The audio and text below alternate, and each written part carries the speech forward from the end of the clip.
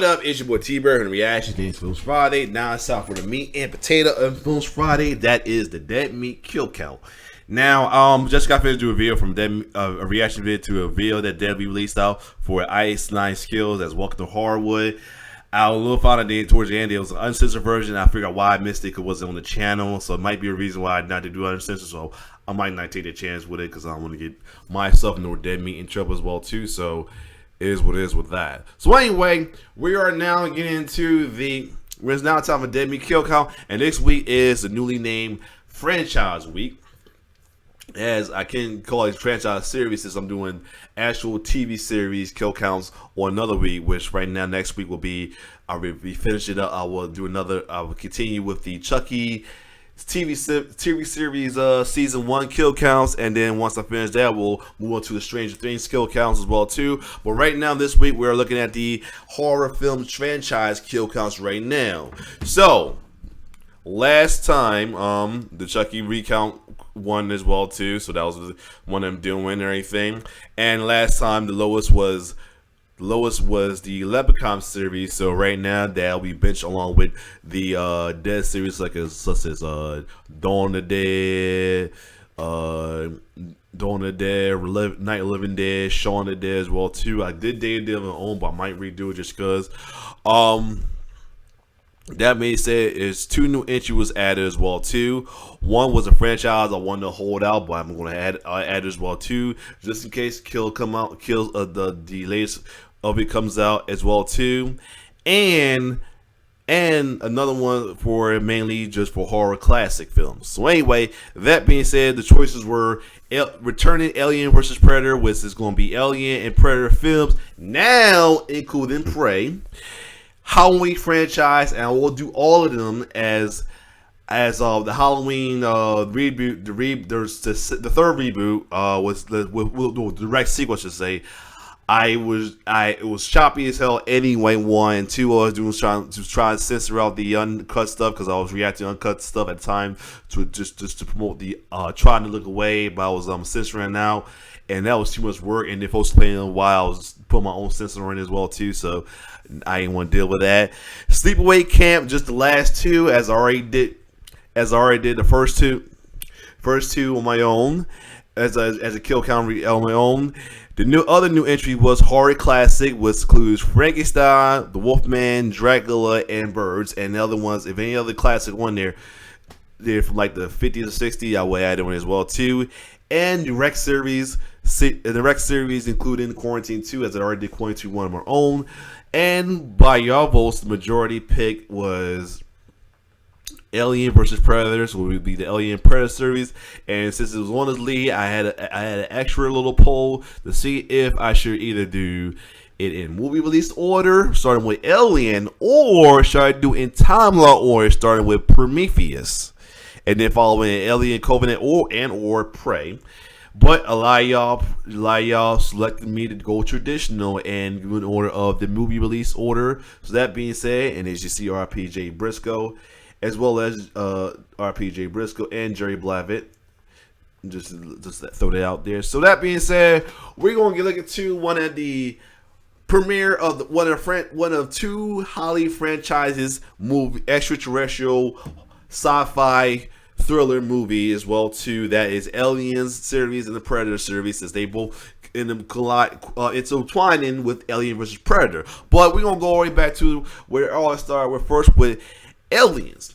Not too a year after another franchise got their start, which was Halloween, would have to be the runner-up as well too. In 1978, in 1979, we would see a beginning of a cultural phenomenon with Aliens, as with the uniqueness of how the aliens were designed and everything, the action-packed sci-fi thriller as well too would change the game for a lot of movies going forward as well too, and both of them as well too, as with that, and then later in '87 with Predator as well too, both becoming the highly popular franchise through the years, with Aliens, Alien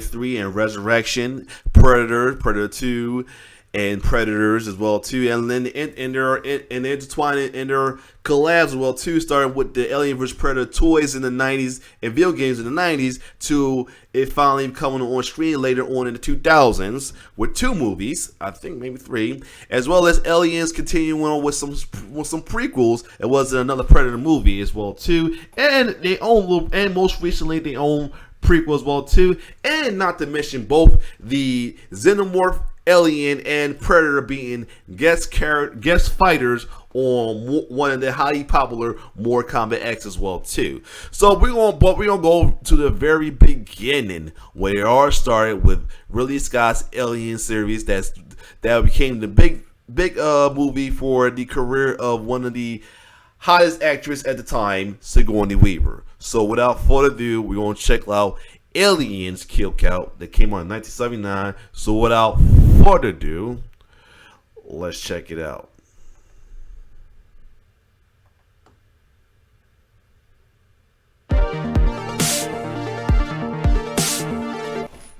Welcome to the Kill Count, where we tally up the victims in all our favorite horror movies. I'm James A. Janice, and today we're looking at Alien, released in 1979 and potentially the most influential film I'll ever talk about on the Kill Count. I mean, this shit's preserved in the Library of Congress. Despite its obvious science fiction setting and subject matter, Alien is just as much a horror film as it is sci-fi, using the classic structure of a murderer stalking down a group of people until there's only one survivor left. In this case, the murderer is an extraterrestrial, and the group of victims is the crew of a spaceship. Alien launched the careers of many involved into full-blown stardom, including director Ridley Scott and star Sigourney Weaver, who plays the iconic character Ellen Ripley. Weaver would reprise the role in all 3 of the original Alien sequels, which I'll be covering over the course of this month. The sequels quickly become more action than horror, and eventually get pretty freaking ridiculous, but all of them and everything else in this universe, the comics, the games, the novels, can be traced back to this film and the original characters that got murdered so memorably. So let's pay some respects and get to the kills. And in case you wondering, this is one of James' earlier films he did, which earlier kill counts he did, so you're not used to his user breakdown, which came out 5 years ago. So I think this might be one of his this may have been one of his same year he first started out though. But yeah, this is one of his earlier kill counts he did. So you're gonna get some early James H. Nice incarnation well too, way before he was breaking it down, like when he's fun on breaking down. That's why he released the recounts of stuff like Friday 13th, as Friday 13th was his first kill counts, as well as Chucky as well too, and later on down the line Scream, because he want to bring back his current James H. Nice charm we fell in love with into, and personality we fell in love with into his kill counts he did back in the day before around this time he was still finding himself in his footing with the kill counts, and he was trying to be a little different, and he was almost traditional as the other kill count, but a little more different. And then later on he became the kill count king for sure. But anyway, let's keep going. The movie begins in the year 2122, with a spaceship, the Nostromo, and the giant hull it's tugging headed back home towards Earth. Everything aboard the ship is quiet as a space mouse, since the crew is fast asleep in their hibernation beds. That is, until the ship receives a message and tells its crew to rise and shine. This zombie-looking fella is Kane, and he's doing a perfect imitation of what I look like every morning when I wake up for work. In fact, since we've only got a 7-person crew here, let's meet them all real quick. Like I said, the early bird of the group is Kane, the second in command, played by the late John Hurt. Fellow Brit Ian Holm of Bag End plays Science Officer Ash. There are 2 technicians, Chief Engineer Parker, played by Mr. Big himself, Yaphet Kotto, while the late Harry Dean Stanton plays Brett, whose thing is always saying right. Right, Brett? Right. The navigator is Lambert, played by Veronica Cartwright, in a role that won her a Saturn, and the captain of this hunk of junk is Dallas, played by Tom Skerritt's Beard. And of course, there's Ripley herself, who is the third in command. After a wake-up meal, Dallas goes to his little bright light cubbyhole and talks to the ship's AI, named Mother, where he learns that their alarm went off way too early and that they're nowhere near Earth. Whoa! We're only halfway there. Whoa! They're living on a prayer. All because Mother intercepted a beacon signal, although it's unclear who it's from or what it means. Despite some resistance from the technicians, Ash says the crew is contractually obligated to the company to go check it out. They detach from their payload. He kind of look like the guy that play on Edge of Tomorrow, Edge of Tomorrow a little bit. Like what's the guy name? Edge of Tomorrow. Not Edge of Tomorrow. Not Edge of Tomorrow. What's the name? The damn show that's on CW. I always hate doing that. CW. Legends of Tomorrow. Yeah, Legends of Tomorrow. I said Edge of Tomorrow. Legends of Tomorrow.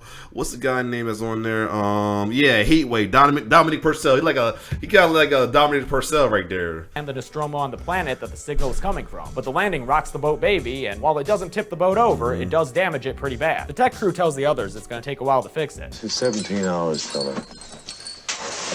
At least 25 hours. Well, that's going on. Might as well go check out that signal, right? Right.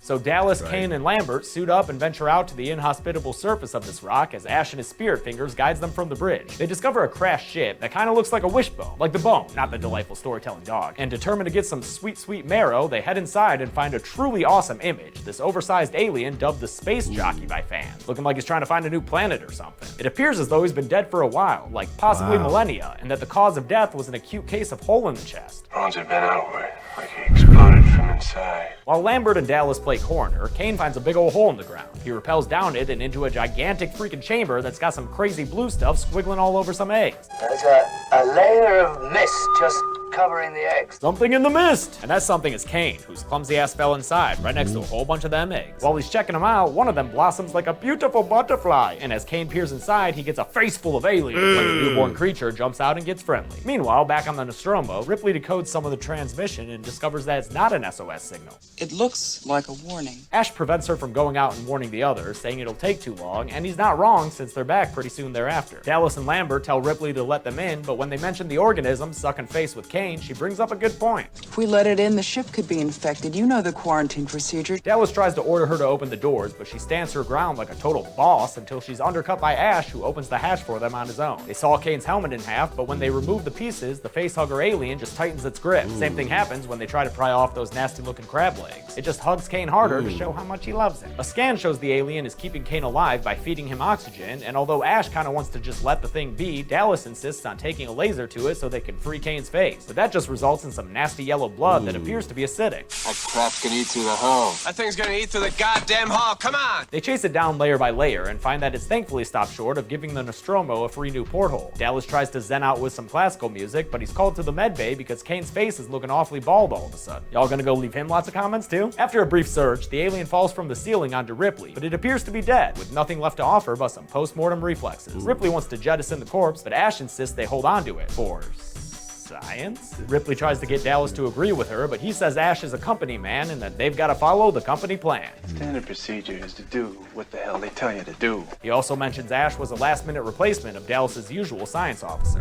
With the ship repaired, they take off from the planetoid and connect back to their moneymaker so they can shake it back to Earth. Kane appears to be doing much better, despite a little bit of memory loss, so everything's great. Have a round of smiles on the house, Nostromo crew. It'll be the last time you're able to, because while eating a pre-Betty Bye meal, Kane starts coughing, and it's not because of Dallas's cooking. Nope, he's just rearing up for one of the most memorable scenes in film history. A phallic-looking alien bursting from his chest with blood all over everyone else and giving us our first kill of the movie nearly a full hour in. And just like that, this movie became a classic. This thing is obviously one nasty bitch, but when Parker goes to kill it, Ash freaks out like someone stole his ring. Chesty the Chestburster makes his getaway, leaving the crew to say a solemn goodbye to their fallen crewmate by giving him a burial at space. They then arm themselves up with cattle prods and nets and this nozzle thing that makes it look like they're about to blow up an air mattress for the alien to crash on. The nozzle box is supposed to help them locate the alien, but when it starts going off, the only thing Ripley and the techs manage to find is Jonesy the cat. Space cat. He's meowing in space. Parker tells Brett to go get the cat so they won't pick it up on the tracker again, and wandering off by yourself right now sure seems like a great idea, right? No.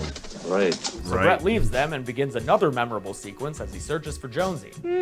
During his search, he finds some nasty skin on the ground and some water dripping from a room that they probably wound up reusing for Hellraiser Bloodline. I had to look up where the water was coming from because I was so grossed out by the way Brett friggin' baptizes himself in it, but I guess it's just condensation from cooling towers. Still feels nasty. When Brett finally finds Jonesy hiding by a wall, the full-grown alien drops behind him and lifts up his big old dome head. Brett turns around to become our second kill of the film, getting impaled by the alien's second set of teeth that shoot out of his mouth like a powerful little fist. Jonesy watches it all go down with the trademark impassivity of a cat. The rest of the crew figures out that the alien is using the air ducts to move around, so Dallas volunteers to chase him out into an airlock so they can blast him into space. As they monitor his progress on an Atari screen, they also pick up a signal on the alien. It's moving right towards you. Lambert tells Dallas to move, but he heads the wrong way, straight into the arms of an alien. Now's a good time to mention that I'm working from the theatrical release, so don't expect to see Cocoon Dallas later. Lambert wants to take the shuttle and escape the ship, but Ripley says it won't support the 4 remaining survivors, so they're gonna stick to Dallas's plan. And since she's now in command, they've gotta do what she said. Her promotion also wins her access to the VIP Bright Light room, where she has a mother-daughter talk and finds out that the ship was rerouted specifically to pick the alien up and bring it back to the company for science? Crew expendable. When Ash Peekaboo's behind her, she will manhandles him so roughly he starts bleeding out milk?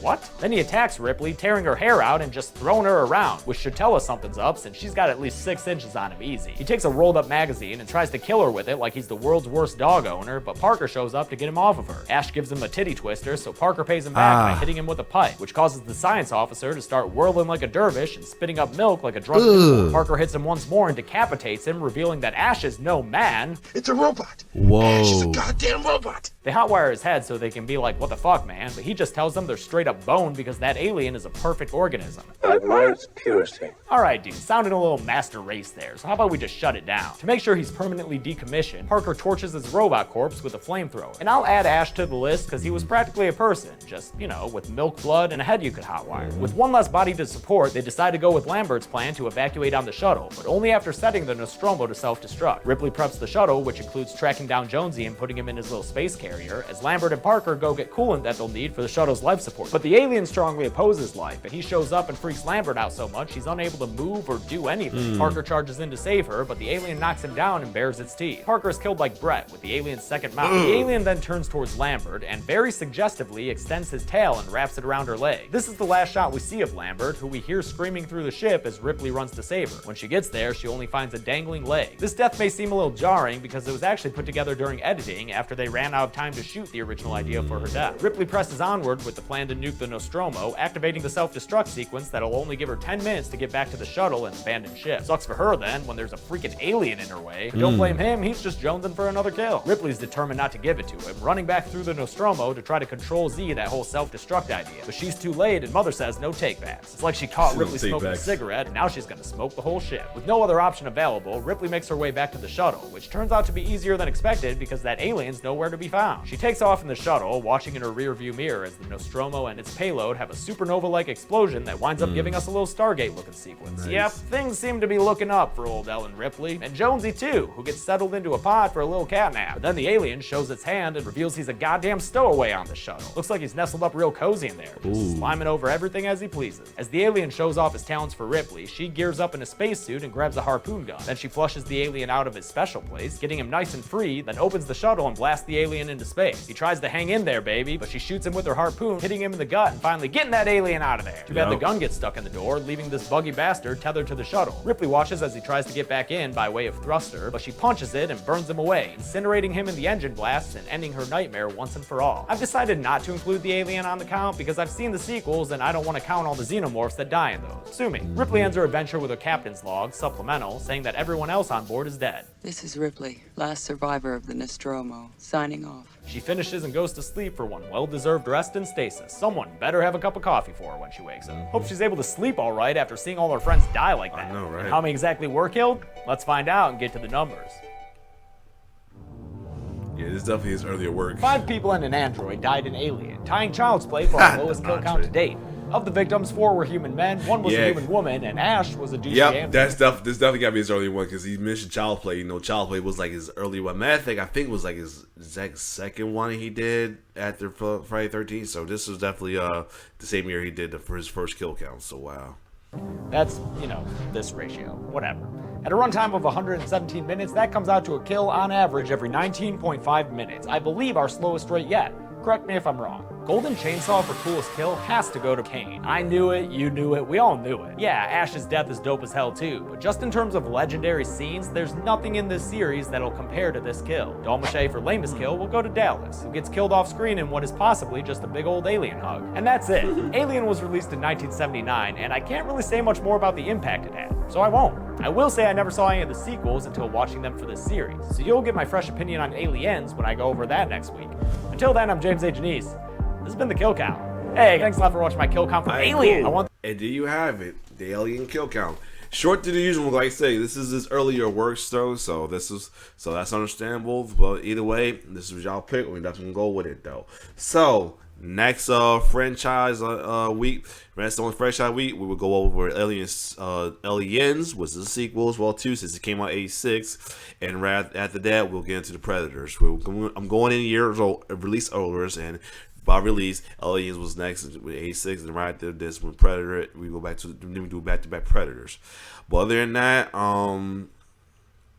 next week will be the return to Chucky TV series Kill Count, and continuing with that as well. And the week after that will be poll week, unless Scream Recount is released, and that will be the week I'll do that. But other than that, if you like my reaction, like, share, subscribe to my YouTube channel.